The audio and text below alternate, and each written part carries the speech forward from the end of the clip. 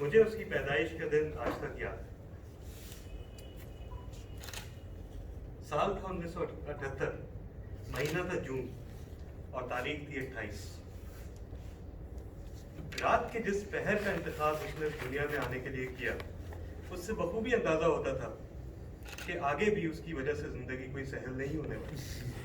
اور یہ اندیشہ سچ ثابت ہوا، اس لیے کہ اس نے اپنے ننیال کی طرف سے ایک قدرتی اکھڑ مزاجی یا بد دماغی تو پائی ہی تھی. مسلسل درد کولنج نے اس میں 4 چاند لگا دیے. وہ نہ خود سوتا تھا نہ ہمیں سونے دیتا تھا، صرف اور صرف روتا تھا. یہاں تک کہ اس کی والدہ بھی اس کے رونے سے تنگ آ گئی. اس کی بڑی خالہ اس کے گہرے سانولے رنگ اور استخوانی ہاتھ پاؤں کو دیکھ کے اپنی ازلی صاحب گوئی کا ثبوت دیتے ہوئے اس کو پہلے ہی چوہے کے لقب سے نواز چکی تھی. مگر جب میں نے پہلی دفعہ اس کو دیکھا تو میں پہلی نظر کی محبت کا شکار ہو گیا. دل کے معاملات میں کس کا اختیار؟ وقت گزرتا گیا. اس نے نونہال سے شیر کوٹ تک کا مرحلہ طے کیا اور یکے یک اس کی رنگت صاف ہوتی. اخروٹی بال اور بھوری آنکھوں کی وجہ سے وہ واقعتاً کوئی غیر ملکی بچہ لگنے لگا. یہاں تک کہ جب لوگ کہتے کہ کیا یہ واقعی آپ ہی کا بچہ ہے، میرا سینہ فخر سے چوڑا ہو گیا.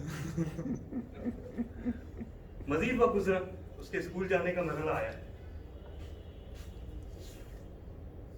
اس کا یونیفارم، جوتے، ناشتہ، لنچ، بستہ، صبح اس کو اٹھانا، باتھ روم لے جانا، اس کا منہ ہاتھ دھلانا، اس کا یونیفارم بدلوانا، اس کو بس میں بٹھانا. اور اس دوران اس کو دیکھنے اور چھونے کی خواہش. مجھے کبھی احساس ہی نہیں ہوا کہ یہ کام تو عموماً مائیں کیا کرتی ہیں. وقت مزید گزرا. وہ 8ویں جماعت میں آیا اور یکے یک اس کا پڑھائی کا شوق ختم ہو گیا. اور صورتحال اتنی خراب ہوئی کہ مجھے اس کو کچھ مضامین خود پڑھانے پڑے. اور اس مرحلے پہ مجھ پہ انکشاف ہوا کہ اس نے اکھڑ مزاجی بھی اپنے ننیال سے پائی اور اس کے ساتھ بے انتہا لاپرواہی اور چھوٹی چھوٹی غلطیاں کرنے کی خدا داد صلاحیت جس نے ساری عمر اس کا ساتھ نہیں چھوڑا. بہرحال مارے باندھے وہ لیول کیا اور اس کے بعد کالج میں پری انجینئرنگ میں داخلہ لیا. بدقسمتی سے اس کے دوست بھی اسی کی طرح نکمے اور ہٹ حرام تھے. چنانچہ اس کا بی گریڈ آنا کسی معجزے سے کم نہیں تھا. اور اس بی گریڈ کی وجہ سے وہ کسی انجینئرنگ یونیورسٹی کے لائق تو رہا نہیں. چنانچہ وہ انسٹیٹیوٹ جس میں ہم اس وقت موجود ہیں، اس نے اپنے دونوں ہاتھ وا کیے اور اس جیسے کئی ہٹ حراموں کو رجحانی امتحان دینے کا موقع دیا، جس میں اس نے پورے کوئٹہ میں پہلی پوزیشن حاصل کی. لوگ اکثر پوچھتے تھے مجھ سے کہ آپ نے نامیاتی کیمیا میں پی ایچ ڈی کیا ہے، آپ کا بیٹا پڑھائی میں اتنا پیچھے کیوں؟ اور میری کیفیت یہی ہوتی تھی، ہم ہنس دیے، ہم چپ رہے، منظور تھا پردہ تھا. اس نے چارٹرڈ اکاؤنٹنسی کی، اس کے بعد مختلف جگہ ملازمت کی. میں تو پہلے ہی کم گو تھا اور ہمارے شعبہ جات اتنے مختلف تھے کہ اس کے پاس بھی مجھ سے کرنے کے لیے کوئی بات نہیں ہوتی تھی. اسی دو طرفہ خاموشی میں سال اور دہائیاں گزرتی رہیں، یہاں تک کہ 2012 میں مجھے راشا کی بیماری تشخیص ہوئی.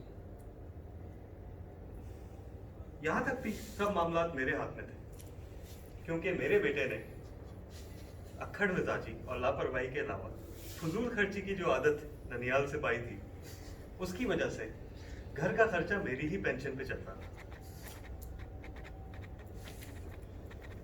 آہستہ آہستہ وہ دن بھی آیا جب میرے اعضاء اس لائق نہ رہے کہ میں گاڑی چلا سکوں اور مجھ سے چابی لے لی گئی. اور مجھے وہ دن بھی یاد ہے جس دن میں अपने 3 पोते पोतियों को लेके चुपके से घर से निकल खड़ा हुआ और मोहल्ले की दुकानों पे जाके उनकी झोली टॉफियों और खिलौनों से भर दी। वापसी में मेरा हाथ स्टीयरिंग पे से फिसला और गाड़ी आहिस्ता से एक खंभे से जा टकराई। इसी तरह गाड़ी और गाड़ी के मुसाफिरान जब लंगड़ाते हुए घर पहुंचे तो मेरा बेटा और बहू दरवाजे पे खड़े थे और मेरी अहलिया भी दरवाजे पे खड़ी थी। अहलिया मेरी तरफ लपकी, बहू बच्चों की तरफ लपकी और मेरा बेटा उसने एक नजर मुझ पे डाली और फिर गाड़ी की तरफ लपका। और उसको ज्यादा फिक्र गाड़ी की थी, मगर मुझे आज तक ये एहसास है कि शायद उसने मुझे देखने के बाद इत्मीनान किया हो और फिर गाड़ी की तरफ तवज्जो की हो। दिसंबर 2019 मुझे सांस में तकलीफ की शिकायत हुई। इंतहाई निगहदाश्त के यूनिट में रखा गया।